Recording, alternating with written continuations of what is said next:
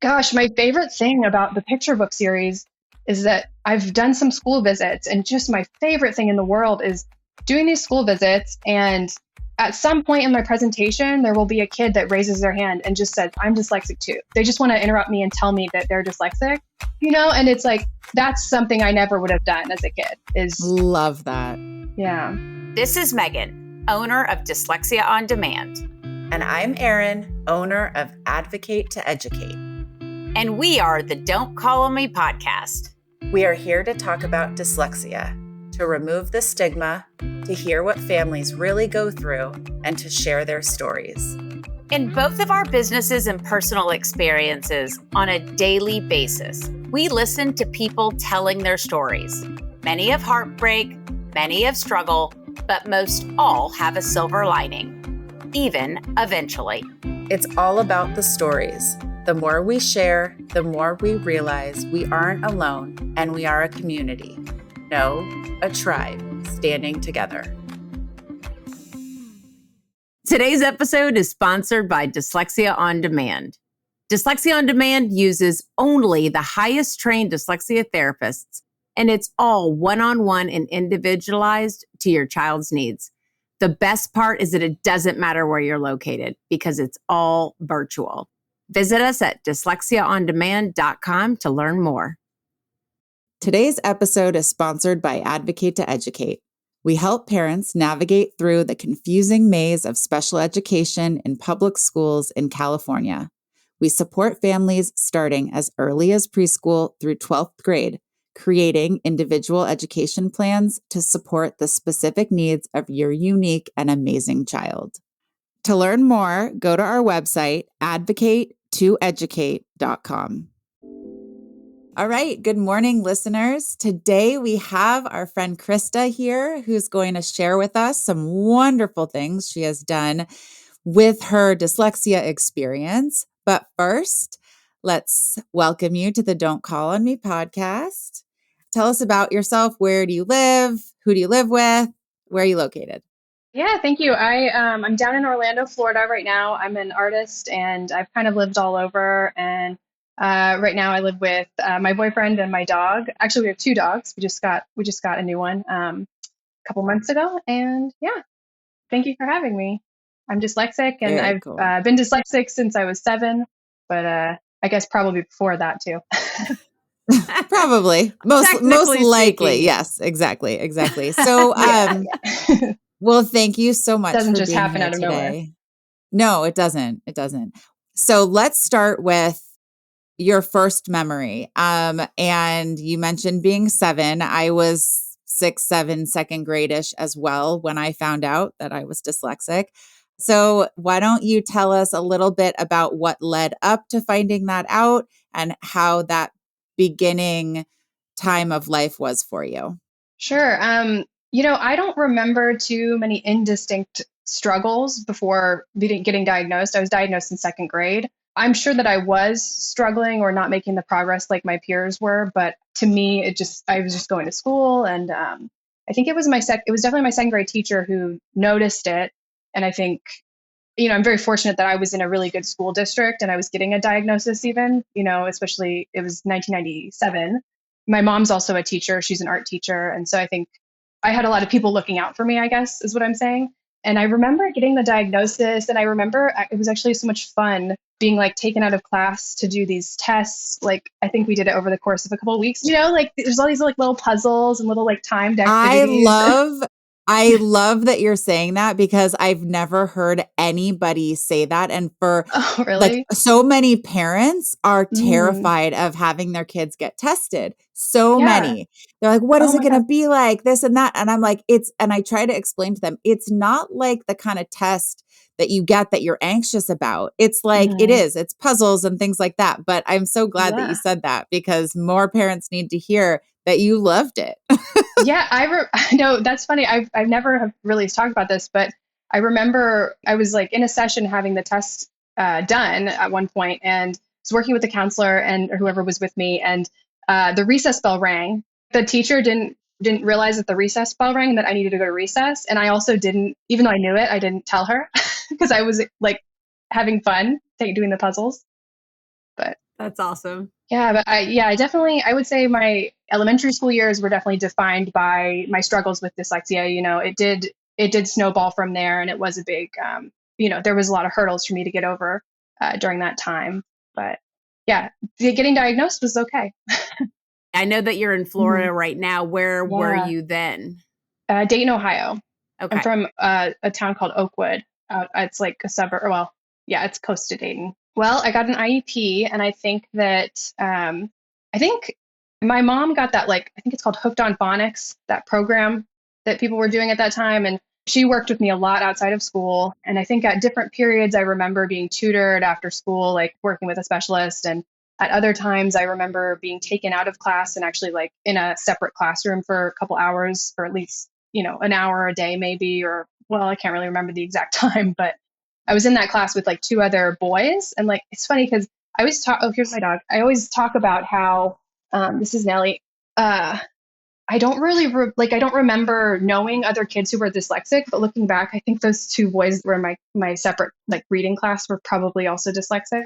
Yeah, and I remember a big part of my IEP was that I wasn't responsible for knowing as many spelling words like as the rest of the class. So like everyone would have to know 20, and I would be responsible for learning 10. But if I could learn more, that was like a bonus, which I think really helped with like stress levels and whatnot. But at that time, I developed a lot of anxiety and feelings of like isolation, and I felt really ashamed. Yeah. When you're telling your experience, I was thinking, I was going to say, well, so did you have any negative feelings like Mm, tied to getting pulled out and all that? Because the way that you frame it, it almost sounded not positive, but just kind of like it was what it was. But that feeling of anxiety and isolation is like obviously very common. So hmm tell us a little bit more about that and like maybe I think a lot of times you can parlay that into who you are as an adult, right? So it's kind of yeah. why I'm asking a little bit more about that. Yeah, I've been diagnosed with generalized anxiety like in the past. I think it's probably gotten a lot better in the last couple of years, but I think a big contributing factor were those early childhood experiences, feeling very lost in the classroom. And I remember coming back from my reading in my like separate class and feeling so lost. Like, I don't know what's going on in my normal class, feeling really behind, but at the same time, very interested in the world around me. And I could tell that there was something different about me. When I was interacting with adults, I could see that I wasn't almost like giving them what they wanted.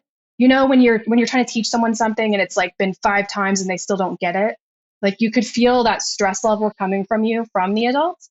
So Yeah. I feel like I absorbed a lot of that. Mm-hmm. That's Um, really interesting. yeah, That feeling, that stress level of adults, I feel like I remember that coming from my mom. Like yeah, she didn't know how to help me but hmm she's very much so like if there's a problem, I will fix it. And she's that's her, that's how everybody knows her to be, is no matter what, no matter who you are, you could be literally the person that delivers a package and you tell her you have a problem and like she's going to come up with 18 solutions for you. I remember that feeling with her when we would work together and she with homework or whatever, and she'd like be trying to help. Her level of frustration would get me so frustrated. And then the right, resentment would build because I'm like, you don't understand what I'm going through. But she yeah. felt like, well, I'm teaching you what you need to do. Just listen to me type thing. hmm So I relate to that feeling very, Yeah, very and much. I've been thinking about recently that I used to like manufacture these positive interactions with adults. So if it was a teacher, for instance, 9 times out of 10, I'm not having a good interaction with this teacher. So that one time, if I can control it, I would try to. So I would like ask questions or ask them to explain something to me that I already understood. That way I could pretend like they just taught me and that I quickly picked up on it to try to get a positive response, you know? And it's Oh, right. It's like, yeah, there Wow. was a lot going on in my little mind. Yeah, clearly. Yeah.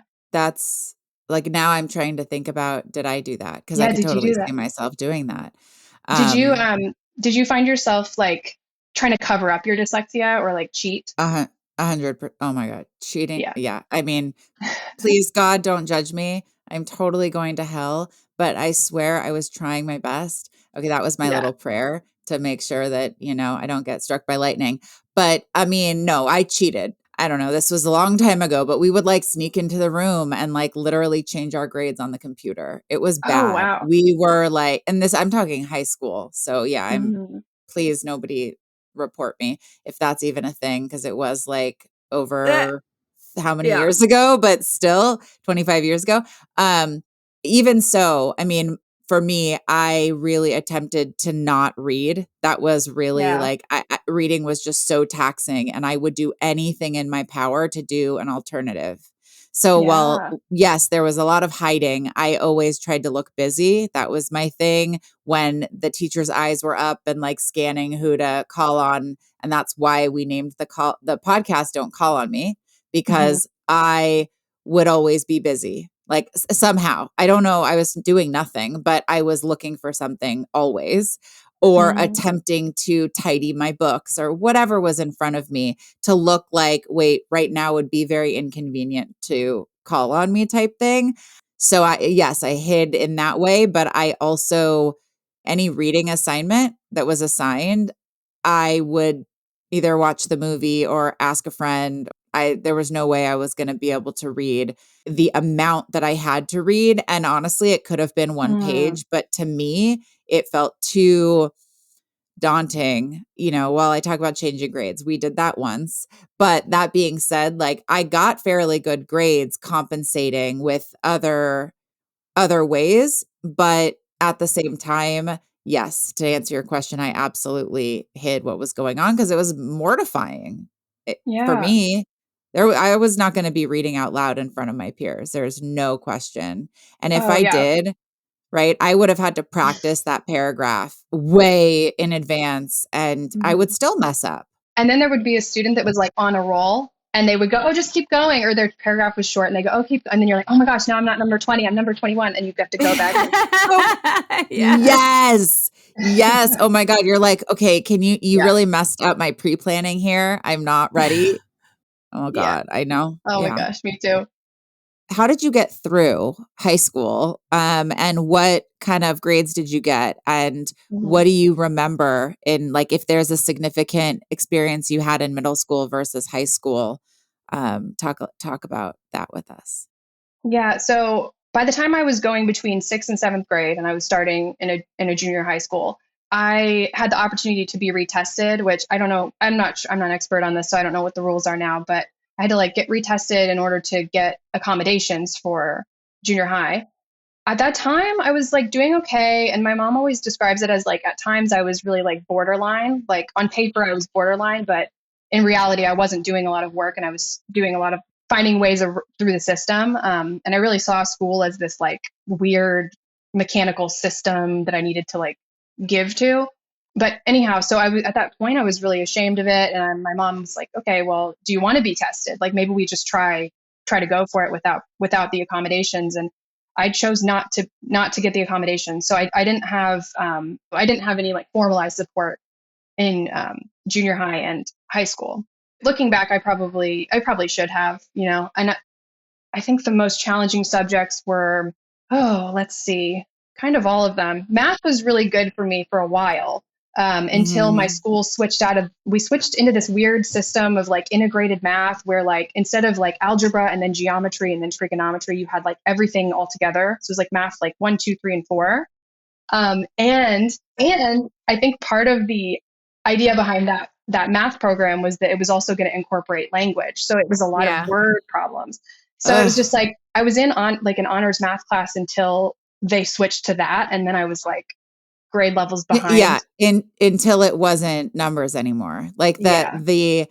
I was this exact same way. The difference I felt in math and like how I just loved that math was, there was just one answer and it was a number Mm, yeah. and it was black and white. It felt so black and white and Hmm. nothing about reading, writing, spelling felt black and white to me at all. And now actually looking back, it's funny because when knowing what I know now that kids need to learn how to read, write, and spell, there is a black and white. Mm, It's not this abyss of, well, you can spell it these 5 ways. Like, no, but that's how I felt because I didn't have all the spelling rules and all of that committed to memory. Cause my story is a little odd. I got outside help. I'd never had any accommodations or services in school. Math is just, it was a different beast until geometry for me. And then it was like, oh gosh, now every time it's like deciphering the words rectangle. What is it? Tandalenium? What is it? I was like, parallelogram? I don't There, know. okay, I think it's parallelogram, tan to tanaman. I don't know.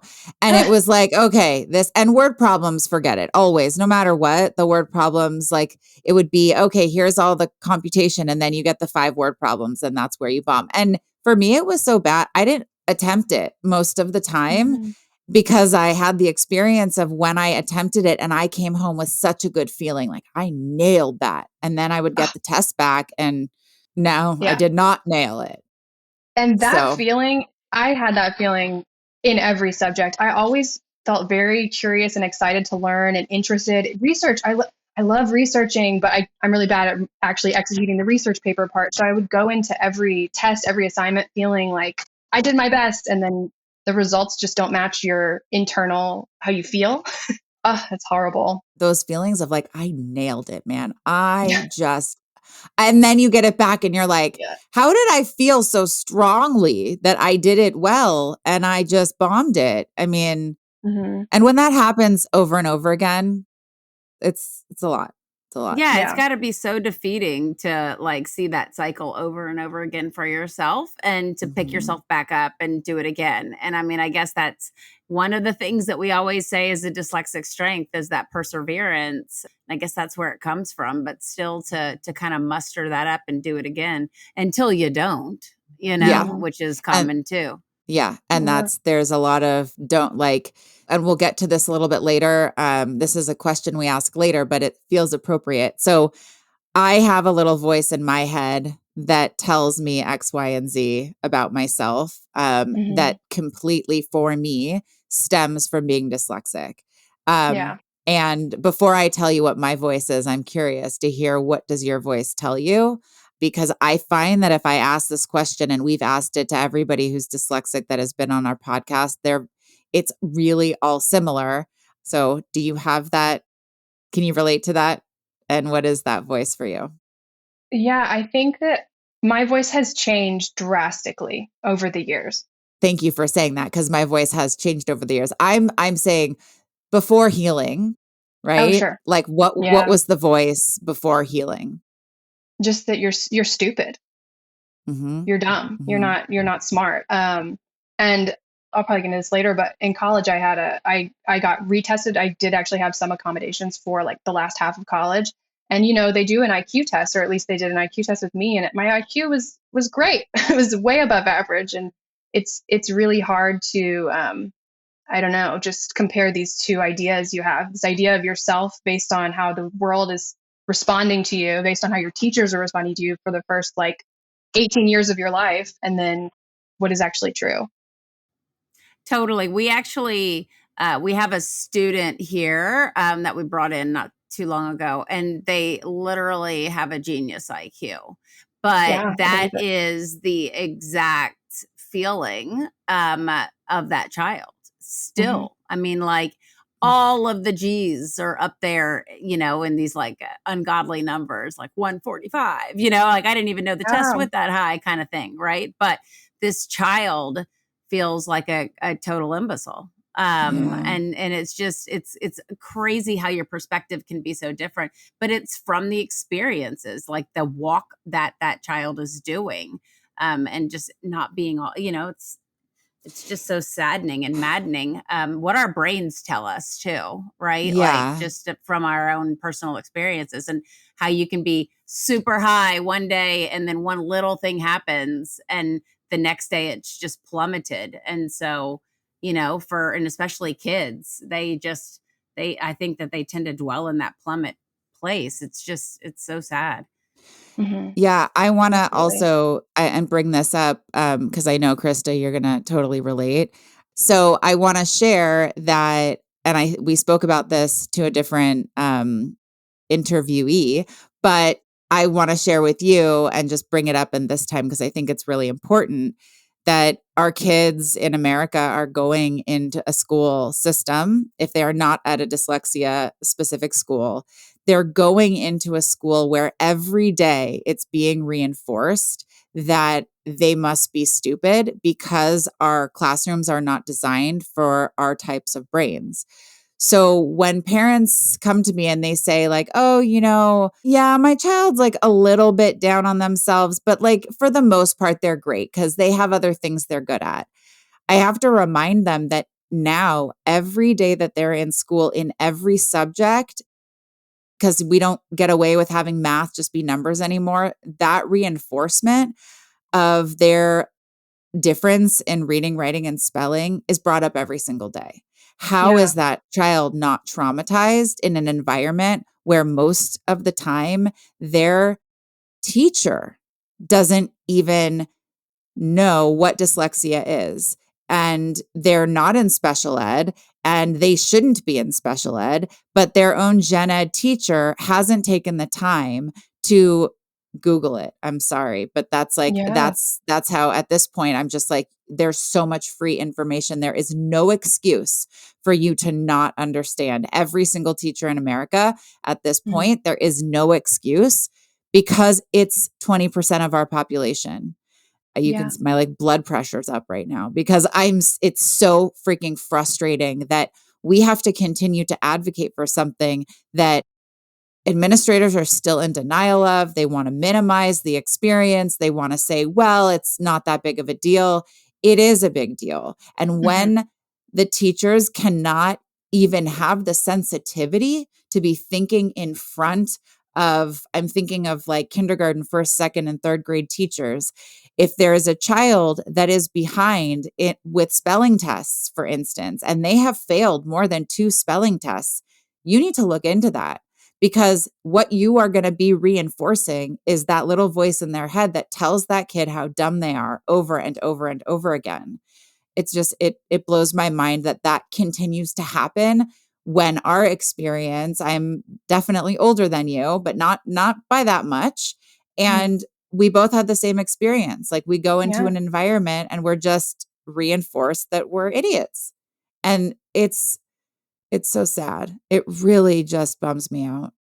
So I was Yeah. listening to a Man. podcast the other day, and I can't like quote the statistic. I've not looked up the research on it, but apparently 1 in 3 kindergartners who have reading difficulty, which obviously translates to not always translates to dyslexia, but I think for the purpose of this podcast, it was a child with dyslexia. 1 in 3 in kinder feels stupid and like they can't be successful. And then when we move into first grade, 1 year later, that's 2 in 3. So just to, I mean, so early on, right? When we think of like, that's the beginning of their literacy journey. Like, Yeah. why would they be putting so much pressure and strain on themselves as to their self-concept, but it's already there in first grade and kinder. So it's just crazy.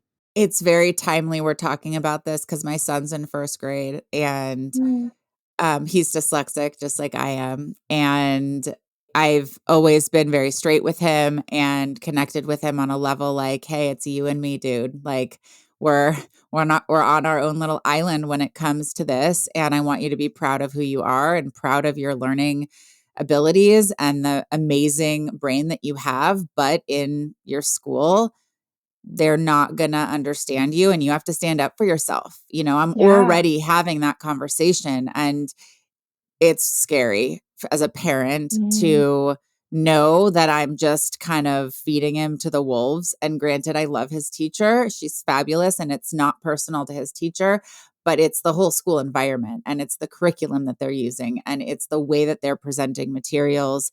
They're not presenting it in a language based way that our kids need. And they also move on way too fast before the skills are mastered, which we know doesn't work. You cannot move on until you have a foundation. So unfortunately, that's a plug for doing dyslexia intervention outside of school and starting early, very like as Mhm. early as you can. Just start, please. Yep. Okay. Anywho, let's back to you, back Krista. to you, because Well, I I think just got on my your Soapbox. soapbox. Yeah, exactly. Your soapbox. I know I love hearing your perspective on that. And I'm not a parent, and so I don't have that perspective on it. But I think teaching self-advocacy is like, oof, that's gonna equip them as much as they can be.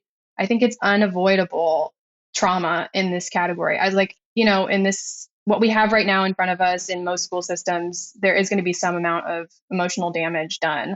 So it's like, what can you do to combat that? It's like, sounds like teaching self-advocacy, but also it's so complicated. Like dyslexia is so complicated. And like, how can you, first of all, the parent or whoever's dealing with the child has to understand it. And then they have to try to help the child understand that about themselves in a positive way. But also you want to acknowledge the challenges because it's not all sunshine and rainbows. And it's like, some of that dyslexia messaging that's like, oh, it's a superpower. Like I agree with it to a little extent, but it's like, I think saying it too much is like, just you are my soul invalidating. sister. Yeah, number totally. two. Number two, because good. Megan, I didn't want to insult her because I have said the same thing to Megan. Like when we first met, I was like, we are soul sisters. But okay, in this context, I Yeah. literally said when Megan and I were brainstorming for this podcast, I said the same thing. I was like, Yes. listen, I don't want this to be only about, okay, this is what you can do, because I believe that most individuals with dyslexia want a space to commiserate with others Mm-hmm. because it's fine to have self-esteem and do the things that we need to do to get by on a daily basis. Yeah. If you do have kids one day, wait until you, read them their books at night and they start giggling because you're messing up.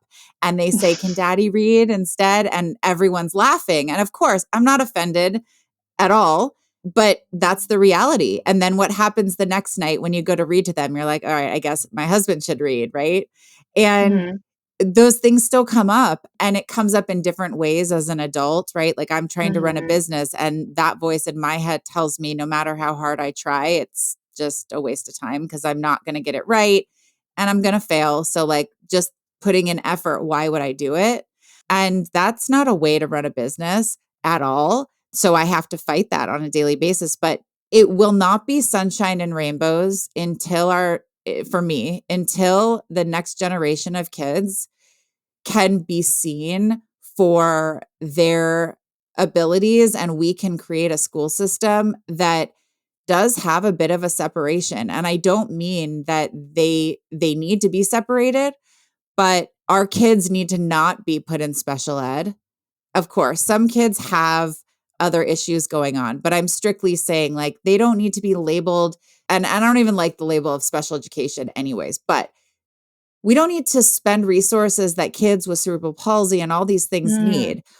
They need those resources. They need that. What we need to do is start teaching them how to read, write, and spell from the get-go the right way, which we have all the data out there to do, yet we're not doing it. But so I agree with you.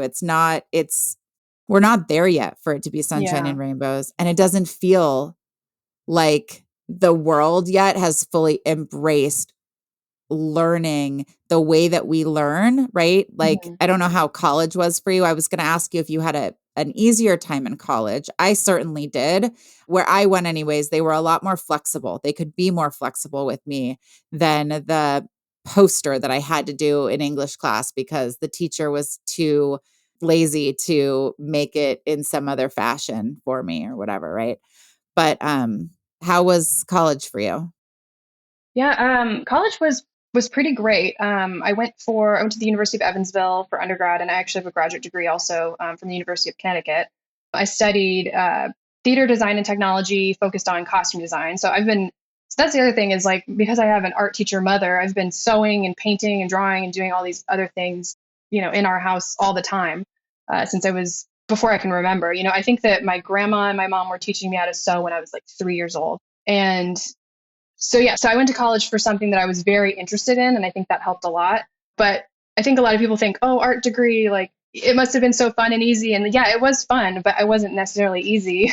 It was a liberal arts degree. So I also took other classes. And I actually hit a complete wall with Spanish. So like I'd taken Spanish like 3 times by that point, in junior high and high school. And like somehow our educational system, it just like never clicks. It's never enough to actually learn it. So you're just like filling these requirements most of the time, unless you're really taking off with it. I was in like second semester Spanish, I think my sophomore year or maybe my junior year of college. And I had a complete panic attack because it was like my tricks were not going to be working in that higher level. My usually I would get through it by getting through these vocabulary tests by writing the word over and over and over again. So it was just I was learning muscle memory. I wasn't actually learning the word or how it actually sounds. And so at that first class, the teacher was completely talking in Spanish. She was like, "We're not going to be speaking English at all. It's just Spanish. We're just gonna. This is how we're doing it." And I just had a complete panic attack. I went to the bathroom, was like crying, and I finally had enough. And I was like, called my mom, called my dad. I was like, I need to get retested.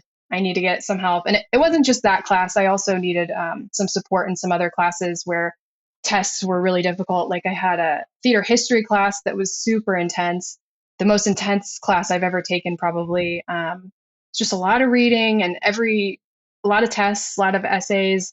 The tests were actually essay format. So that was really difficult.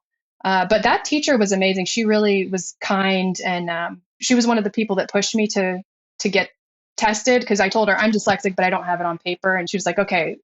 It was helpful that I told her that, because she was able to help me out a little bit before we had the paperwork in place.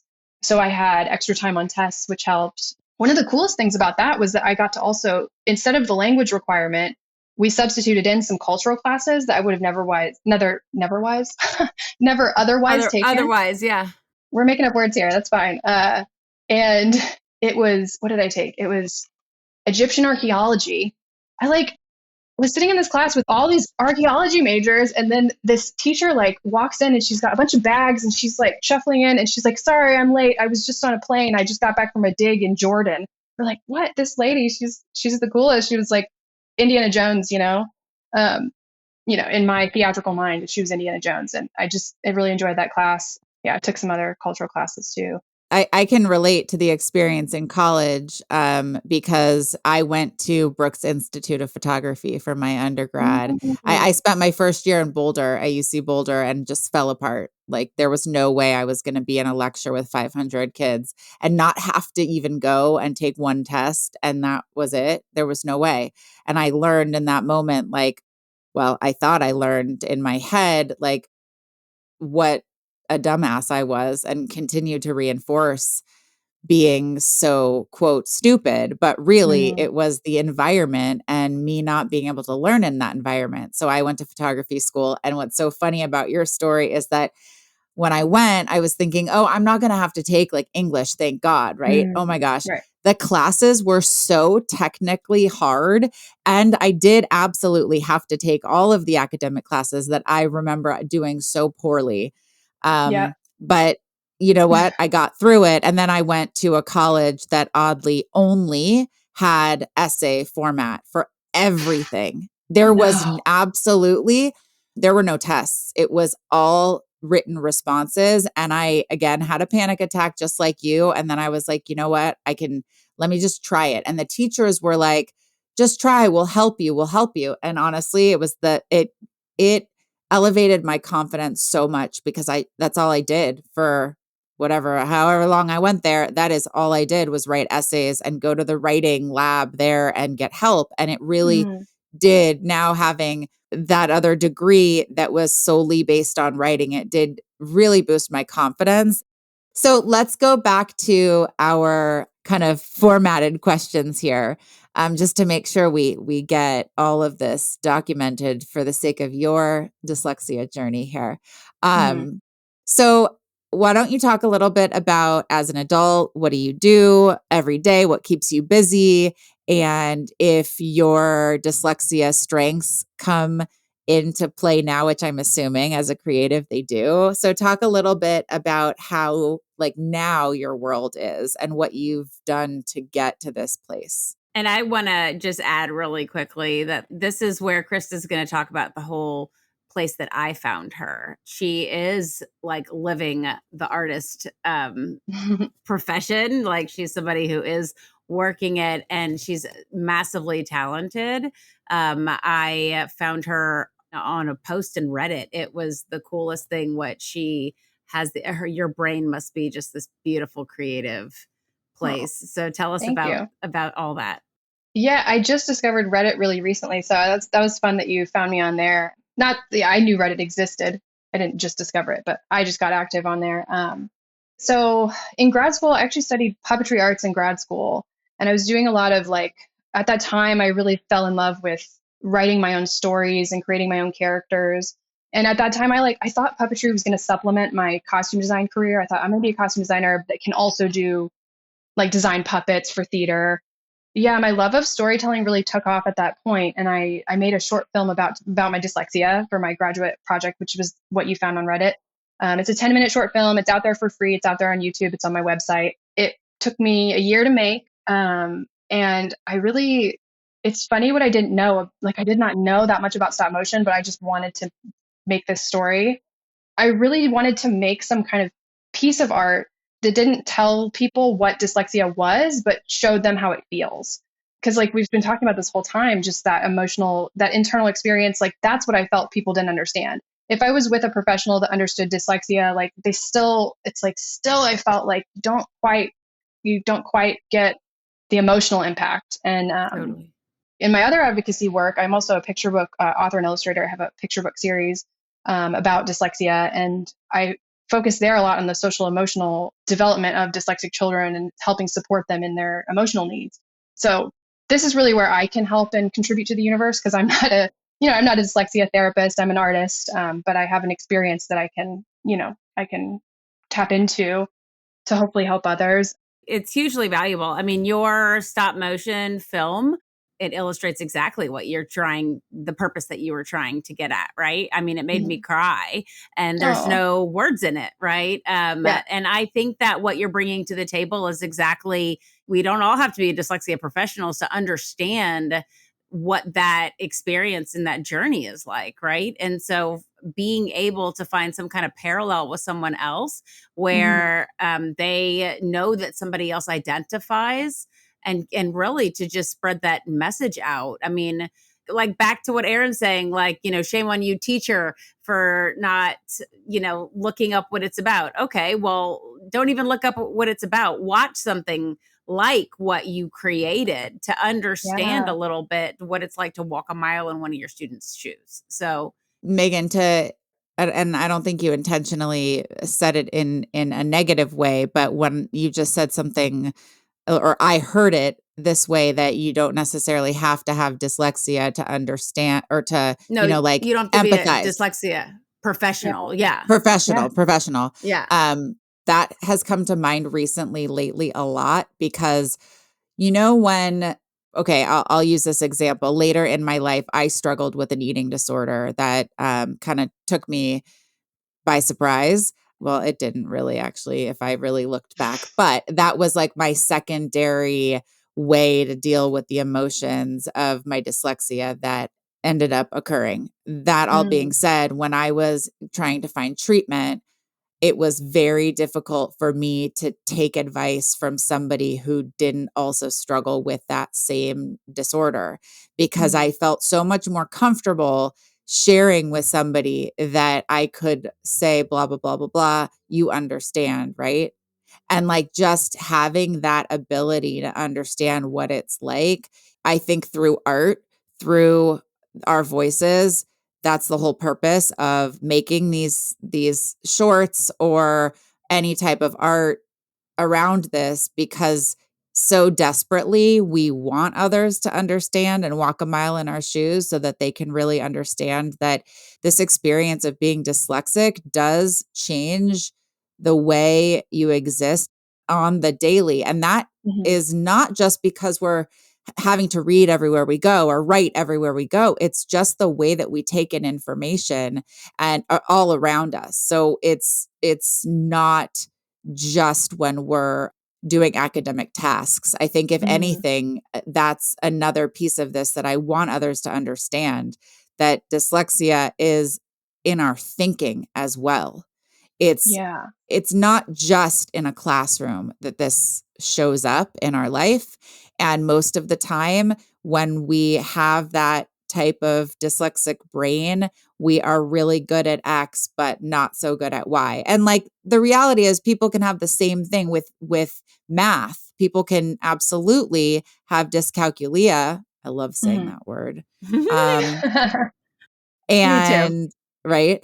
And have the same experience in their day to day. My best friend experiences that. And when we go out to dinner, right, I'm the one, like if we're at an Italian restaurant, I'm the one being like, reading the word and like being like, you want like pappuccini kaku? Like, I don't know. That's not the word, but I'm trying to read an Italian word. Right. Yeah. And then at the end of dinner, when the receipt comes, she's like, how much tip do I include? It's just over. Can you just help me? Right. So it's just an interesting perspective to think about that this is not just specific to school. Anyways, so tell us more about your project. Sure. Well, I want to bring something to mind because you just reminded me, like, it's those little things that nobody else would ever think about. But I'm curious. I just want to say that the worst for me is when I'm in the grocery store and they've changed the graphic design of the label on like the pasta sauce I buy or something. You know what I mean? And I can't find the pasta sauce. And it's like, I bought that 20 million times and I don't even know the name of it. Because I'm not, it's like my brain just avoids reading things or like, or like when stuff pops up on the computer, it's like my instinct is like, well, I'm not going to read that. I'm not going to understand. So I just like click through and then I find myself in a bad spot. Right. But anyway. No. That is even with instructions. Like my husband knows I will never be reading instructions to like put something together. So whenever the kids get a toy or something and I'm like, I don't understand. And he's like, well, where are the directions? I'm like, they're in the box. Like what? Duh. I'm not going to read those. Those IKEA instructions are great though, because it's a visual. Yes. Right. Those are great. Right. But absolutely. Yeah. But yeah, with my projects, like the short film I made in 2015 or 16, so it's been some time. And I think when I was making that film, it's probably been the most rewarding artistic thing I've done. I've done a lot of other projects on a lot of other topics, but that was the most rewarding thing I've ever probably worked on. Because I was going through so much at the time and really investigating my own childhood and think like I was at that, I was like 25 or 26. And so I was able to actually look back and think about my dyslexia and think about how it's affected me and do something about it, So it was really actively changing something that I really hated about myself and turning into this positive thing. And not just about creating the piece, but just doing the research. Like at that time, I was doing so much research about dyslexia, finding out about those like research-backed, like actual strengths and realizing that, like everything about the way I actually think and create and process, everything I love about the way I think and create and process is actually because of this thing I thought I hated. So it really became like overnight, not overnight, but over the course of that year, it really became this powerful, positive thing, which it had not been. So it's amazing to me to think how far I've come in my thought process about it. That film is really, it's great for people like us who are looking back on their childhood and like dealing with a lot of those negative emotions, because the film is, like I said, it makes you cry. I think it does get into some heavier feelings. And I think getting through that really helped me be in a space where I was able to produce my picture book series years later, which came out earlier this year, my picture book series. It's like Christa back then wasn't ready to write this series, but having gone through what I went through the film, and gosh, my favorite thing about the picture book series is that I've done some school visits, and just my favorite thing in the world is doing these school visits. And at some point in my presentation, there will be a kid that raises their hand and just says, I'm dyslexic too. They just want to interrupt me and tell me that they're dyslexic, and it's like, that's something I never would have done as a kid. Love that. Yeah. I also do a lot of other things. Right now I'm working in a theme park industry. I'm a figure finisher. So we make like animated figures, like animatronics, like making them beautiful. So it's a lot of like fabric, fur, like three-dimensional problem solving. So that's that dyslexic strength being brought in there. And I've also worked on 2 films. I moved out here from Portland, Oregon, where I was working on some in the film industry. And I worked on Wendell and Wild, which is on Netflix, and Wildwood, which is it's an upcoming, is that the right word? Forthcoming? I don't know. It's an upcoming movie. Up and coming. It's not out yet. Yeah, it's not out yet. So I'm amazed. I have to make. Do y'all know what? I don't even know if y'all know what a mum is. Do y'all know what a mum is for homecoming? no. It's like a big Texas thing where, okay, yeah, it's got ribbons and anyway, I have to make a bunch of them and I can't even figure out how I'm going to hot glue this stuff together. And Oh. I'm just like, I'm amazed that people like you can produce what you do. Like, even just what I saw. And I mean, what I saw was just incredible. And then I've seen your book too, but you talking about creating these figures and all these different fabrics and textures, and I'm just like, wow, my mind just exploded. So it's amazing. I just never thought I would have this kind of career, especially the theme park stuff. It was just, I needed a job right out of grad school, and my degree was in puppetry arts, which, like, that's a whole other story that was the label of the degree. It's kind of interesting going out into the world with such a piece of paper. But, I found work in the theme park industry at that time. And then I went to film, and then I went back to theme parks. So it's been, And it's been you're good. still very young, so you've got a whole life ahead of you too. Right. Okay, this is just a side question here. Does your dyslexia come into play with your boyfriend? And I asked Oh. that because of like what happens in my household when we have to make a grocery list and he's like trying Mm. to read the way I spell zucchini or something. And I mean, we giggle and laugh at this point, but I'm just curious, like, does anything like that come into play in your household? I think sometimes if I'm in the car and I'm giving directions, so I'll say Yeah. right when I mean left, or like, it's awful when I'm the one driving. I just need the visualization of the phone, of the GPS. And usually the person who I'm with, if it's my boyfriend or whoever, like, they want to hold the phone and be the navigator and give me verbal directions, which helps sort of. It's like I always am looking over at the visual. But I know also that having my phone and looking at it, I Right. know it makes other people nervous because it seems like I'm not, like, I might crash. I don't know, but I haven't yet. So, I totally relate to turn right, turn left. I swear every time I'm like, turn right, wait left. Like yeah.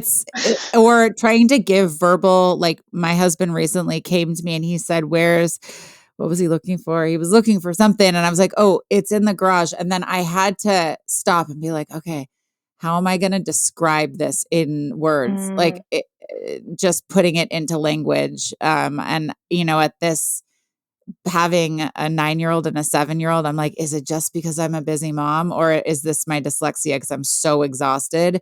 mm. But I definitely conjuring up that language can really sometimes I'm like at a loss for words. Yeah. And I think sometimes, like, emerging out of, like, if I'm in a project or I'm doing something, sometimes it's hard for me to, like, all of a sudden, like, now I'm talking, like, I'm switching. It's like my brain takes a second to catch up. I think there's definitely been times where I've been told something a few times, but I haven't retained it. Oh yeah. Yeah. Oh my God. Yeah. My kids actually just told me, Mommy, every time you say that you're going to do something, you always forget. I'm like, Yeah. that's because I Mm, didn't write it down. Me too. right. That's why I'm making a mum right now because apparently last year I promised that I would. I'm just Oh like no. I'm not going to remember any of that. Oh no. Krista, tell us what is the best advice that you can give someone else with dyslexia? Mm, I think set your goals high. There's no reason you can't achieve your dreams. I think learn about yourself. I think learn about yourself to the best of your ability. I think that's what's helped me is really all that introspection. And through art, it really has helped me digest some of these feelings and get through them. We talked earlier about the voice, the little voice I said, oh yeah, before it was telling me that you're stupid or something. Like, I don't think that voice has gone away, but when it comes up, you have to know how to tell it to go away or to talk yourself out of it and no, I can really capable here. I can really actually do this. So I think it's just about that kind of thing. I think for parents and teachers and just people dealing with dyslexic children, I would really just say if there's any way to try to help that child develop interests outside of school, if there's any resources for that, to do that, because I think that is vital in keeping their self-esteem up. It's going to be impossible to get through school with your self-esteem like completely intact, but I think having those extra things to focus on. For me, I had my mom with all the art stuff, but I also did dance and I did a lot of theater later in high school, and I think that really helped me. Megan and I both promote that advice. So you kind of are a professional already, to make sure that when their kids are in intensive intervention, that they are also finding something that they absolutely love. And yes, it's a pain in the butt. And yes, it costs money, but the investment that they're making in their child's life to get good at something that they Yeah. can naturally get good at, and reinforce that we all have strengths and weaknesses. And like some kids, maybe their strength is in soccer, not in reading, and to really spend a lot of time in that arena so that they can feel that strength for themselves just as much as they can feel, or hopefully more than they can feel the negative feelings that they may be experiencing with their Yeah. dyslexia. It's totally true. I tell parents, because dyslexia therapy is really intensive, and partly because of the frequency around it. But I always say, like, I really do think that you have to like weigh out, right? Like maybe we do a little less therapy. I mean, sure, 4 days a week is what we all want, right? But how about we do 3 so that kid can have something else where it's not like they're feeling penalized for being dyslexic. I have all these other amazing strengths that I need to like figure out how to explore, because those are going to be their sense of like the source, of their confidence. And I just think that that's like hugely important. And that's actually one of the things that I recommend to parents is like figure out what that is and keep chasing it. And even if you don't know what it is, help them to chase it, so they can like get to that place where they do find out what their strength is. Yeah. Yeah, absolutely. Well, it has been so lovely getting to know you. I really feel like we're living very parallel experiences in the dyslexia world. So thank you for being so vulnerable and honest with our listeners, because this is what we need. We need more people to be willing to share the nitty-gritty of what it feels like and their experience. And you did it today. So I really just want to thank you. And Yeah. we'll definitely put links to everything you've done in our show notes, so that everybody else can see the short film and purchase your books. Please keep making more and more out there. And please remember to share with us, because we want to follow you and see what else you do I in the years to absolutely come. will. Thank you for having me. Yeah, this was great. And it was a really lovely conversation. And I love connecting with other dyslexic adults, especially those that are putting advocacy efforts out there. And it's just been great. It's nice meeting both of you. That's awesome. All you right, too. thank And tell you. your puppy Have a bye great for us. day. Yeah, I will.